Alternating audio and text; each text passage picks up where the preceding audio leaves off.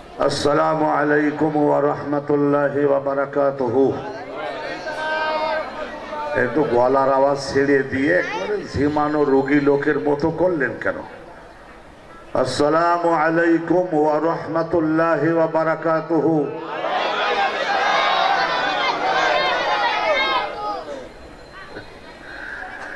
আলহামদুলিল্লাহ, মাইকের আওয়াজ কম। আলহামদুলিল্লাহ আলহামদুলিল্লাহ নাহমাদুহু ওয়া নাস্তাঈনুহু।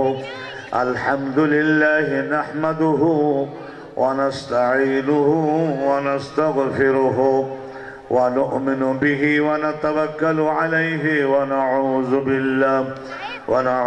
বিল্লাহি মিন শুরুরি আনফুসিনা ওয়া মিন সাইয়্যাতি আ'মালিনা। মান ইয়াহদিয়াল্লাহু ফালা মুদিল্লা লাহু من يهدي الله فلا مضل له ومن يضلله فلا هادي له ونشهد أن لا إله পড়ুন সকলে, গাফিলাতি করবেন না। ونشهد أن لا إله إلا الله وحده। আল্লাহ কয়জন? কত গলায় আসে না? আল্লাহ কয়জন? হাত জাগাইয়া বলবেন, বুকে হাত বাঁধে রেখে বসে থাকবার দরকার নেই। আল্লাহ কয়জন? জোরে বলে দেন। ওয়াহদাহু লা শারীকা লাহু ওয়া নাশহাদু আন্না সাইয়্যিদানা ওয়া নাবিয়্যানা ওয়া মাওলানা মুহাম্মাদান আবদুহু ওয়া রাসূলুহু الذي أرسله بالحق بشيرا ونذيرا وداعيا إلى الله بإذنه وسراجا منيرا. أما بعد فقد قال الله جل جلاله وعم نواله في القرآن المجيد وفي فرقانه الحميد. أعوذ بالله من الشيطان الرجيم. بسم الله الرحمن الرحيم. قل اللهم مالك الملك تؤتي الملك من تشاء وتنزع الملك ممن تشاء. قل اللهم مالك الملك পারেন যদি পড়ে নেন। قل اللهم مالك الملك تؤتي الملك من تشاء وتنزع الملك ممن تشاء وتعز من تشاء وتذل من تشاء بيدك الخير إنك على كل شيء قدير. আবার বলুন, إنك على كل شيء قدير.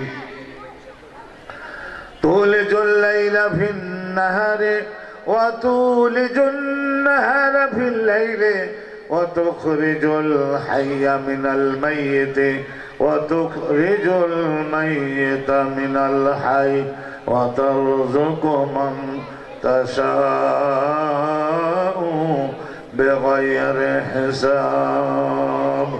لا يتخذ المؤمنون الكافرين أولياء من دون المؤمنين ومن يفعل ذلك فليس من الله في شيء إلا أن تتقوا منه تقاتا ويحذركم الله نفسه والله رؤوف رحيم. صدق الله العظيم وصدق رسوله النبي الكريم. قال الله تعالى وما خلقت الجن والإنس إلا ليعبدون. وقال الله سبحانه وتعالى وما أمروا إلا ليعبدوا الله مخلصين له الدين حنفاء ويقيموا الصلاة ويؤتوا الزكاة وذلك دين القيمة. قال الله سبحانه وتعالى اليوم أكملت لكم دينكم وأتممت عليكم نعمتي ورضيت لكم الإسلام دينا قال الله تعالى ومن يبتغي غير الإسلام دينا فلن يقبل منه وهو في الآخرة من الخاسرين صدق الله العظيم وصدق رسوله النبي الكريم ونحن على ذلك من الشاهدين والشاكرين والحمد لله رب العالمين. একটু দরুদ শরীফ পড়েন اللهم صل على سيدنا مولانا محمد وعلى آل سيدنا مولانا محمد محبت এবং একটু জোরে গলা ছেড়ে দেন আল্লাহুম্মা সাল্লি আলা সাইয়্যিদিনা মাওলানা মুহাম্মদ ওয়া আলা আলি সাইয়্যিদিনা শফিঈনা মুহাম্মদ সাল্লাল্লাহু আলা محمد صلى الله عليه وسلم وعلى محمد صلى الله عليه الصبح بدا الليل دجا من وفرته صلى الله على محمد صلى الله عليه وسلم صلى الله على محمد صلى الله عليه কলেমায়ে তৈয়বাও পড়ে নিন কলেমায়ে তৈয়বা লা ইলাহা ইল্লাল্লাহ বলো নাভি থেকে লা টানবেন লা ইলাহা ইল্লাল্লাহ নাভি থেকে নাভি এই অহংকার আর কামভাব এই দুইটার কেন্দ্র হলো নাভি এইটা হলো আগুন এবং বাতাস এই দুইটার সারমর্ম হলো এই যে ক্রোধ রাগ এইটা মানব দেহে প্রয়োজন ছিল বলে আল্লাহ দিয়েছেন কারণ এইটা যদি না দিতেন তাহলে একজন মানুষ তার স্ত্রী তার কন্যা বিবাহযোগ্য কন্যা নতুন ছেলে বিয়ে দিয়েছে সুন্দরী স্ত্রী ছেলের বৌমা পাইছে গ্রামের বহুত পান্ডা ধরনের লোক এমন থাকে বিয়ে করবে না অথচ মেয়ে লোকের গায়ে হাত দেবে এই রকমের লোক সমাজে বদমাইশ টাইপের জোরে বলবেন আছে না নাই এখন আর কথা বলে না এই মোল্লা মুন্সি টাইপের যে লোকগুলি এদের ইসলামের অধপতন করেছে এরা ইসলামের পক্ষে অত জোরালো কণ্ঠস্বর না এরা হলো ভেজা বিড়াল টাইপের হয়েছে বর্তমান যুগে এবং এরা বিভিন্ন দলে বিভক্ত হয়ে ইসলামের সর্বনাশ করেছে আমি কোরআন হাদিস পড়াই বিপদে পড়ছি কথা বুঝতে পারলেন আর আপনারা যারা মঞ্চে পড়ছেন আমি কিন্তু মঞ্চে কোনো পীর আশা করি না কোনো বুজুর্গ আশা করি না আশা করি বলিষ্ঠ কণ্ঠস্বর আপনারা মঞ্চে যারা বসছেন আপনারা কথার সাড়া দেবেন আরে মোদাররেস যে কয়জন আছেন আপনারা ওই দিক ওদিক ঘুরবেন না আপনারা 10 জন সামনে থাকলে তবুও তো আমি কিছু লোক পাইলাম এই যে ইসলাম আমি বলি কোরআন শরীফ প্রথম থেকে শুরু করে শেষ পর্যন্ত কমপক্ষে আমি 10 বার বাংলা ভাষায় জনগণের সামনে তাফসীর করেছি অতএব কোরআন শরীফের কোন জায়গায় আল্লাহ কি মাল রেখেছেন মানব জাতির জন্য কিছুটা হলেও এটা আমি বুঝে গেছি আর এই কোরআনের ব্যাখ্যা হলেন আমার নবী লিতুবাইয়িনা লিন-নাসি মা নুযিলা ইলাইহিম ওয়া লাআল্লাহুম ইয়াতাফাক্কারুন আল্লাহ রাব্বুল আলামিন বলছেন যে হে নবী ইন্না আলাইনা বায়ানাহু কোরআন শরীফ যাতে আয়তনে কলেবরে লম্বা না হয়ে যায় সেই জন্য সংক্ষিপ্তভাবে আমি বলেছি হে আমার নবী আপনি কোনো দুশ্চিন্তা করবেন না এক এক শব্দ এক এক আয়াতের মাধ্যমে মানব জাতির আধ্যাত্মিক কোন বিধানটা দিলাম আর্থিক মানে জগতে আর্থিকভাবে শক্তিশালী হওয়ার জন্য মা ইমানদারদের কি কৌশল অবলম্বন করতে হবে এই সব কিছু আমি আমার কোরআনে বলেছি কিন্তু এর আয়তনটা যাতে বড় না হয়ে যায় সেই জন্য আমি সংক্ষেপে বলেছি, মুজমালান বলেছি। আলাইকা তাফসিলুহু, এর ব্যাখ্যা বিশ্লেষণ দেওয়ার দায়িত্ব কর্তব্য আপনারে দিলাম। তবে ভয় পাবেন না, কারণ আমি আল্লাহ আপনার পাশে আছি। আমি আল্লাহ আপনাকে প্রত্যেকটা শব্দের আর প্রত্যেকটা আয়াতের মধ্যে যে আধ্যাত্মিক কি মর্ম লুকায়িত এবং অর্থনৈতিক কি বিধান, কথা বোঝালে ক্রাইম নিয়ন্ত্রণে আনবার কি বিধান, অনুরূপভাবে সুন্দর একটা গোল্ডেন সোসাইটি তৈরির জন্য কি বিধানের সব কিছু আমি আল্লাহ আমার কোরআনে দিয়েছি। সব কিছুর বয়ান ব্যাখ্যা আমি আল্লাহ স্বয়ং নিজে আপনাকে বুঝাইয়ে দেব। আর একটু আস্তে সুবহানাল্লাহ বলতে পারলেন না? হ্যাঁ, ডাইন হাত আনেন নাই নাকি মোবাইল ফোনের মতো হারিয়ে যাওয়ার ভয়তে বাড়িতে থুই আইছেন? মিছিলে গেলে কেমন দুই হাতও জাগাতে পারেন? আমি জিজ্ঞাসা করলাম, এত যে চেঁচালি কত পাইলি চাইলি? তবে হুজুর ৫,০০০। এই এমপি ইলেকশন যে গেল এর আগে ৫,০০০ পাইছে। মাহফিলে আসলে বড় জোর তো প্রিন্সিপাল মাওলানা শাহ আলম হয়তো একটু তেহারি দিয়ে ভাত খাওয়াবে, এর বেশি তো না। সেই জন্য জোরে বলতে পারবে না, আর একটু ডাইন হাতও জাগাবে না। আর বাইরে তো মাইক দেওয়াই বিপদ। বাইরে দেওয়ার কারণে দেখেন বাইরে কেমন সুন্দর, কথা বুঝতে পারছেন, এমন ঘোরাঘুরি করতেছে, পানও খাচ্ছে। আমি দুই একজন দেখলাম যে সিগারেটও টানতেছে, এরপরে আবার ওয়াজও শুনতেছে। তখন এইগুলি করলে কি আল্লাহর রহমতের যোগ্য মুসলমান হতে পারবে? আর আপনারা মাথা নাড়ান কেন? মাথা না নাড়াইয়ে যখন কথা বলবার সুযোগ রাসূলুল্লাহর পক্ষে, এখন জোরালো কণ্ঠে কথা বলবার সময় এসে গেছে। ভীষণ বিপদের মধ্যে পড়েছে মুসলমান জাতি এবং ইসলাম। কথা বুঝতে পারলেন? এই ইংল্যান্ড গোটা পৃথিবীকে শাসন করেছে না? 200-300 বছর আমেরিকাকেও ছাড়ে নাই, তাদেরও শাসন করেছে। তারপরে শেষ পর্যন্ত তাবড় খেয়ে সাগর পাউড়ি দিয়ে এখন ওই যে ইংল্যান্ডের মধ্যে যেয়ে বসছে। এর বড় ছেলে হলো আমেরিকা। আমেরিকা এখন পৃথিবী শাসন করছে। এই চিন্তা করে দেখছেন, আমেরিকার ইংল্যান্ড তারা সকলে মুসলমান দেশগুলিকে এমন ভাবে হারাইয়া দিল, হারালো, পরাজিত করলো। প্রথম বিশ্বযুদ্ধে তুরস্ক হেরে গেল। হেরে যাওয়ার পরে যে সমস্ত দেশগুলি অঞ্চলগুলির উপরে তুরস্কের শাসন ছিল, সেই সমস্ত শাসিত এলাকাগুলি সবগুলি, কথা বুঝতে পারলেন, এই যে ফ্রান্স আর রাশিয়া, চীন, ভালো করে ধরবেন, আর এই যে ইংল্যান্ড এবং ইটালি আর কথা বুঝতে পারলেন স্পেন, এই সবাই মিলে তুরস্ককে একেবারে পায়খানা করাইয়ে ফেললো, হাগাইয়ে ফেললো। আমি খাসা বাংলায় এই জন্য বলি যাতে করে আপনাদের কলিজার মধ্যে কথাগুলি ঢোকে। এবং 43টা দেশ স্বাধীন করে দিল, ছোট ছোট দেশ বানাইয়ে বানাইয়ে শাসন বলে দিলাম, কিন্তু এই আইনগুলো মেনে চলবি, অন্যথায় ঘাড় ধাক্কা দিয়ে তোকে ক্ষমতার থেকে নামাইয়ে দেব। মাথা নাড়ায়, তবু নাউজুবিল্লাহ বললো না। নাউজুবিল্লাহ গলায় জোর হয় না? একটা নাউজুবিল্লাহ মানে এই পরিণতির থেকে বাঁচবার জন্য আল্লাহর কাছে সাহায্য চাই, একটা গর্জে উঠবে না? নাউজুবিল্লাহ জোরে বলে না।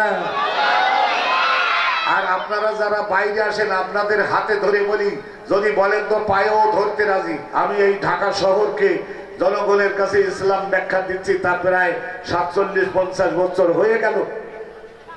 আপনারা চিন্তা করে দেখেন, আজকে আপনাদের এই মিরপুরের এলাকা এত উন্নতি আল্লাহ দিলেন। আমার সে কাউন্সিলর ইসমাইল সাহেব, কলিজা নিংলানো আদর তারে আমি করি, অনেক আগের থেকে তার আদর করি, তার বাপের শ্রদ্ধা করতাম। কই আমি আজকে আসছি শোনে নাই? তা এসেই তো আমার এখানে এবার ক্যাবিনেটে আমার 10 জন মন্ত্রী হয়েছে, মুসল্লি আমার যারা পেছনে নামাজ পড়ছে, যাদের ওয়াজ নসিহত শিখাইছি, ওযু গোসল শিখাইছি, কোরআন হাদিস শিখাইছি, এইরকম সারাটা জীবন without taking any final support from them, তাদের কারোর কাছ থেকে আমি জাগতিক পয়সা করি নিয়ে ঋণগ্রস্ত হই নাই, প্রধানমন্ত্রী সহ। খবরদার বুঝে নিবেন, আল্লাহ রাব্বুল আলামিন আপনাদের সবাইকে রহমত দান করুন। জোরে আমিন বলে দেন। আরে জোরে আমিন বলে দেন। এত বড় বিপদের মধ্যে পড়েছে মুসলমান, আর আপনারা ঝিমাইয়ে গেলেন, আপনাদের কলিজার মধ্যে আগুনটা জ্বলে উঠলো না। এইটাই হলো আমার প্রাণের দুঃখটা কোন জায়গায়, তাই দেখেন। আল্লাহ নবীর পক্ষে আপনাদেরকে দাঁড়াতে হবে। পিছনের জীবনের সব গুনাহ আল্লাহ রাব্বুল আলামিন আপনাদের পিছনের সমস্ত যৌবনকালের গুনাহ ক্ষমা আল্লাহ করবেন। আজকে যদি আলেমের কথা শোনেন এবং রসুলের পক্ষে দাঁড়াবেন, এইটা যদি ওয়াদা দিতে পারেন, ডাইন হাতটা যদি জাগান আর মাথা না নাড়াইয়ে গলা খুলে নবীর পক্ষে কথা বলতে হবে। কথা বুঝতে পারলেন? আপনারা সকলে আল্লাহ নবীর পক্ষে রসুল্লাহর কাফিলায় দাঁড়াতে সকলে রাজি আছেন? ডাইন হাত জাগান তো দেখি। দিন ইসলাম, দিন ইসলাম। আরে একটু গলা ছেড়ে দিয়ে বলে দিন ইসলাম, দিন ইসলাম। আরে দিন ইসলাম বলতে বলি নাই, আপনাদের বলেছি জিন্দাবাদ বলবার জন্য। বা কায়েম হোক দিন ইসলাম, দিন ইসলাম। কোরআন সুন্নাহর আলো। এই সামনের কাতার এই চেয়ার গুলো খুলে থুয়ে তারপরে ওই পেছনের দিকে এমন সুন্দর করে বসেছে, আবার সুযোগ বুঝে যাতে খুফিয়াতান ইয়াকুমু ওয়া ইয়াফিরু, এখান থেকে তাড়াতাড়ি উঠে আবার যাতে ভাইগে যাওয়ার সুযোগ হয়। সেই জন্য মঞ্চেও এত সুন্দর করে আমি করলাম, চেয়ারটা দিতে বললাম। আপনারা আসলেন না, আসেন আসেন বাবা তাড়াতাড়ি। কাউন্সিলর যদি না আসে তাহলে আমি একটা বিরাট দোয়া দেব বলে অনেক আদর করি। কাউন্সিলর ইসমাইল তার অনেক আদর করি, কিন্তু চিন্তা করেন অনেক সময় বিপদে পড়ি। আর এই গলার ইঞ্জিন মেশিন যেটা দিয়ে কথা বলি, এইটাও আজকের অতটা ধারালো নাই। গতকালকের চকবাজার এই যে বিশাল জামে মসজিদে জাতীয় ইমাম সমাজ বাংলাদেশ এইটার আমার সভাপতি বানাইছে। এখন প্রায় 5 থেকে 6 লক্ষ মসজিদের ইমাম খতিব আবার সঙ্গে আছেন। বিশাল বড় মহাসমাবেশ হলো। ওই জায়গায় বড় হাক ডাক দিতে যে আর কথা বুঝতে পারছেন, লম্বা টাইপের লোক যারা হয় না, একটু বেআক্কল টাইপের হয়। যেখানে প্রয়োজন নাই সেখানে বেশি হাক ডাক দিয়ে শেষ পর্যন্ত গলার পজিশন ভালো না। আর আপনারা তো এই মিরপুরের চিন্তা করছেন, এই মিরপুরের মৌলানা মুস্তাকিম হুজুর আল্লাহর কাছে চলে গেছে। এই যে মিরপুরের এই কি হাই স্কুলটার নাম আমি মাঝে মাঝে ভুলে যাই। আরে মণিপুর হাই স্কুলটা এটা আমাদের বাংলাদেশের গৌরব এবং গর্ব। তারপরে শুধু ছেলেদের জন্য ছিল, মেয়েদের জন্য আবার আলাদা আর একটা করেছে। আমি আসবার সময় বিল্ডিংটা দেখলাম। ও আল্লাহ, ও আল্লাহ, এই যে মিরপুর বলি, মিরপুর আসলে আমির শব্দটা ছিল আমির। আমির মানে দলপতি। তা ঠিকই এই জনপদটা এত লক্ষ লক্ষ কোটি লোকের কাছে বসবাস করে। আর এত ইসলামী জনতা, আলহামদুলিল্লাহ। ধানমন্ডির মতো কোটিপতি যদিও না, বনানীর মতো গুলশানের মতো কোটিপতি না, কিন্তু আল্লাহ রহমতে ইমানের দিক থেকে তেজবান মানুষেরা এই মিরপুর এলাকায় বসবাস করছেন। আর হযরতে শাহ আলী বাগদাদি এই যে মিরপুরে একে আমাদের আধ্যাত্মিক নেতা, উনি বাগদাদ থেকে আসছিলেন। তারপর প্রথম ফরিদপুরে উনি কিছুদিন ছিলেন, গেরদা নামক জায়গায়, ওখানে প্রায় 20 বছর ছিলেন। তারপরে দেখলেন আল্লাহর পক্ষ থেকে ওনাকে এলহামে জানানো হলো, this area is not the centre. এই এলাকায় থাকলে তুমি কেন্দ্র পাবা না, তাহলে তুমি তাড়াতাড়ি করে ঢাকায় যাও।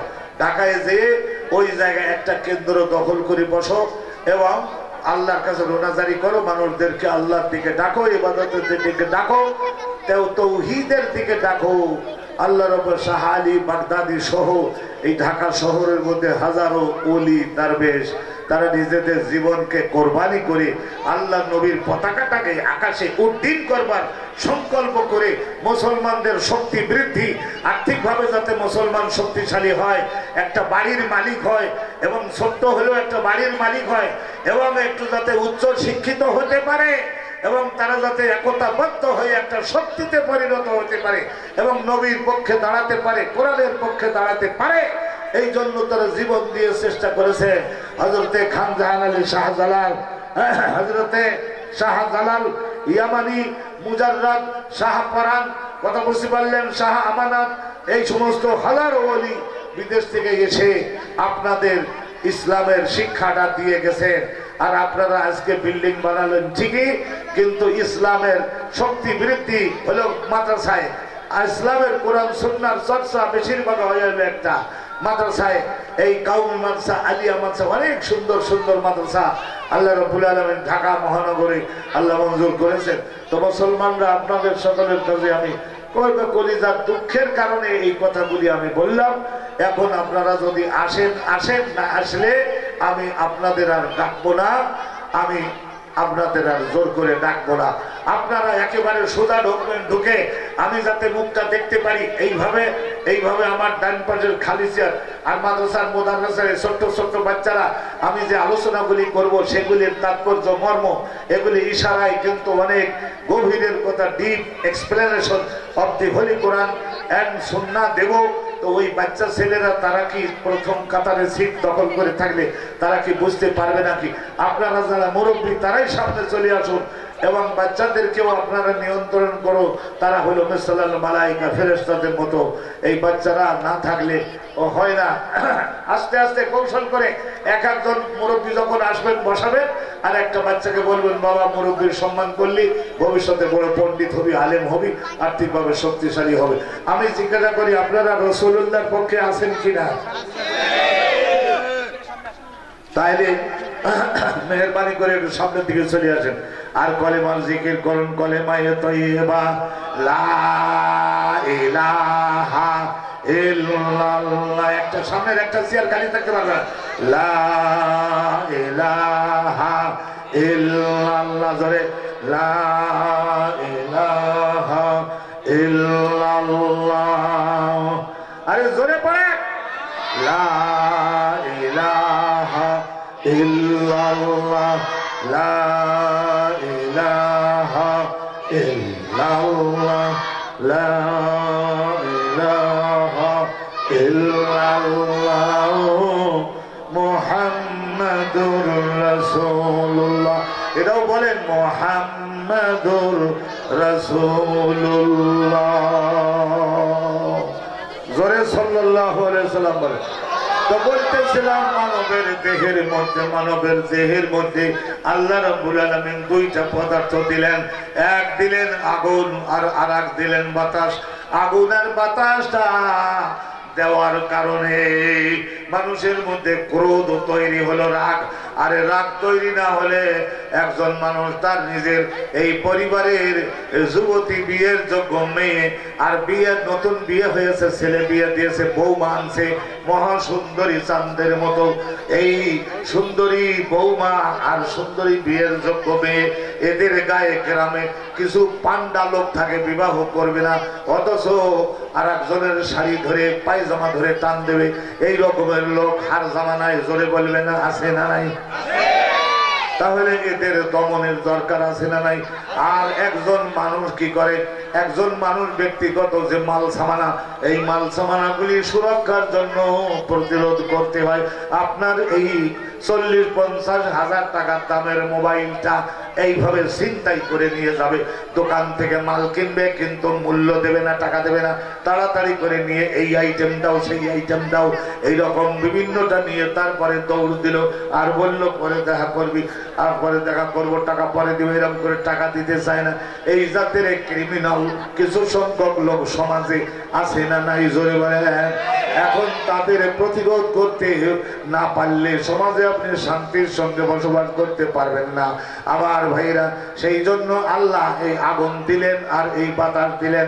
এর নিংড়ানো যে রসটা সেইটা হলো ক্রোধ।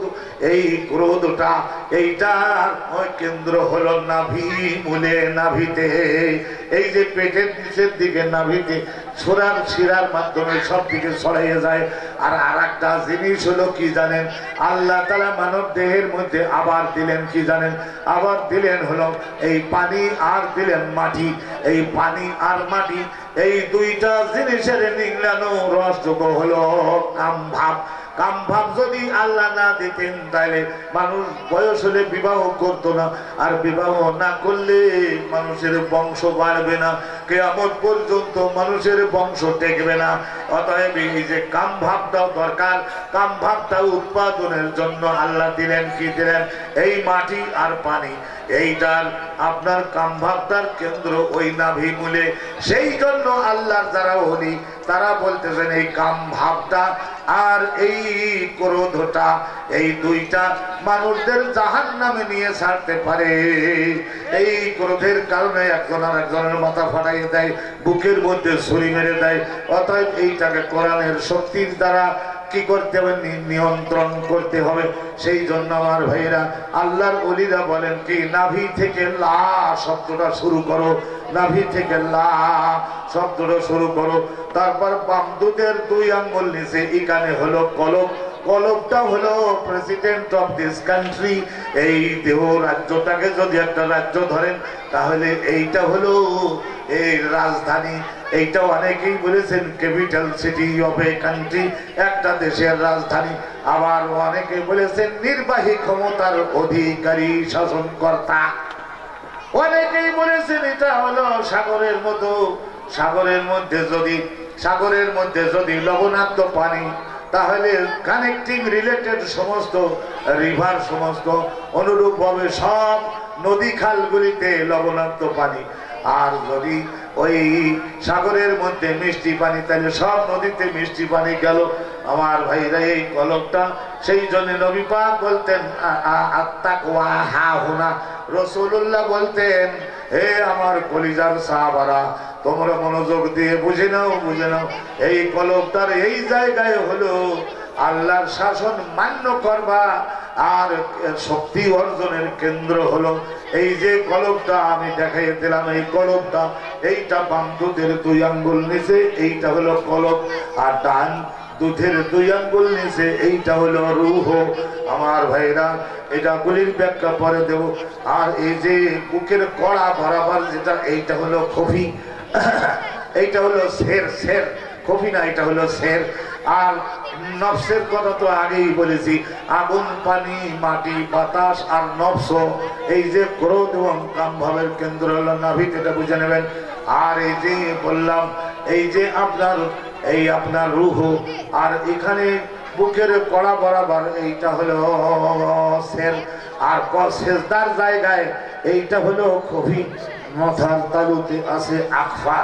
এই 10টা লতিফা, যেমন আপনার ঘরের মধ্যে 10টা বাতি, এই 10টা বাতি একবার সুইচ দিলে সঙ্গে সঙ্গে যদি 10টা বাতি যদি জ্বলে ওঠে, যদি 10টা বাতি জ্বলে ওঠে, আমার ভাইরা সঙ্গে সঙ্গে ওই ঘরের মধ্যে যত তেলা পোকা আছে, যত ইন্দুর বন্দর আছে, বেআইনি বসবাসকারী যারা যারা আছে, সবাই ওই ঘরের থেকে 10টা আলো একসঙ্গে জ্বলে উঠার কারণে সবাই পলাইয়ে যায়। আমি আপনাদের খেদমতে আরজ করি, খবরদার খবরদার, বর্তমানে একটা বোমা ফুটালেই সব মুসলমানগণ ভাইয়ে পলাইয়ে যে যায়।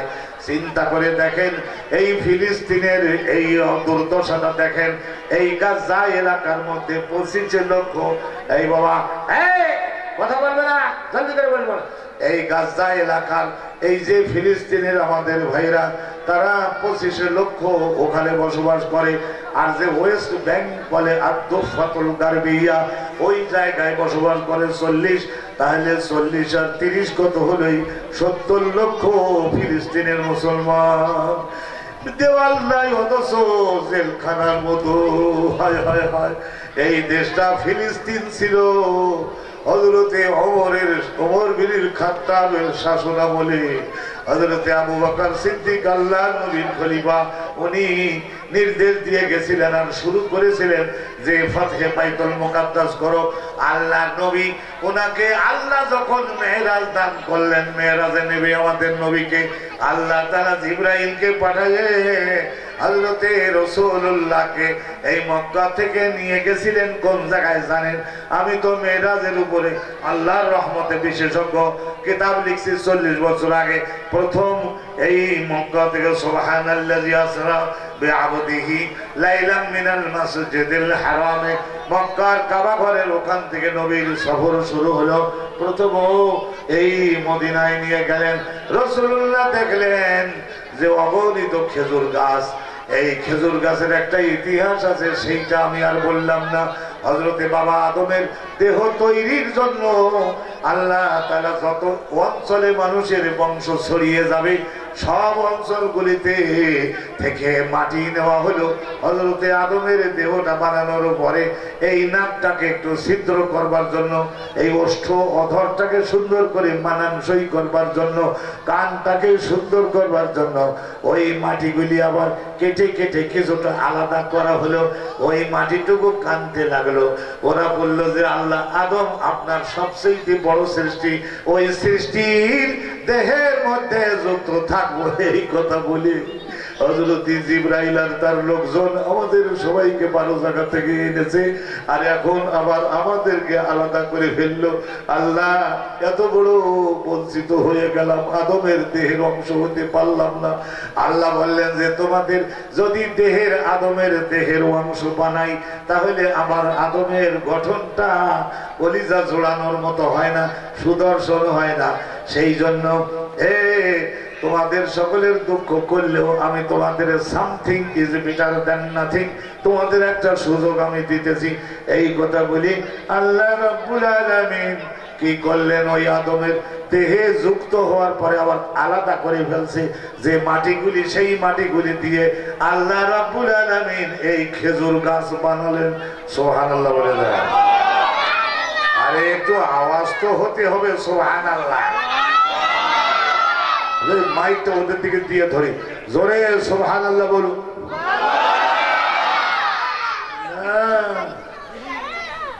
কিরকম সিংহের মতো গর্জন করেছে দেখছে মাওলানা শাহ আলম হুজুর।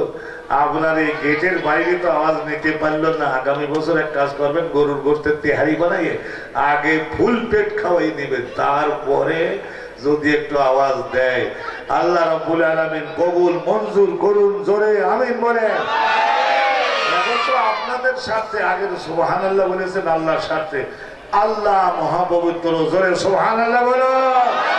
আরে ডান হাত কোন জায়গায় গেল? আমি দাঁড়াবো নাকি? সুবহানাল্লাহ বলো। আলহামদুলিল্লাহ।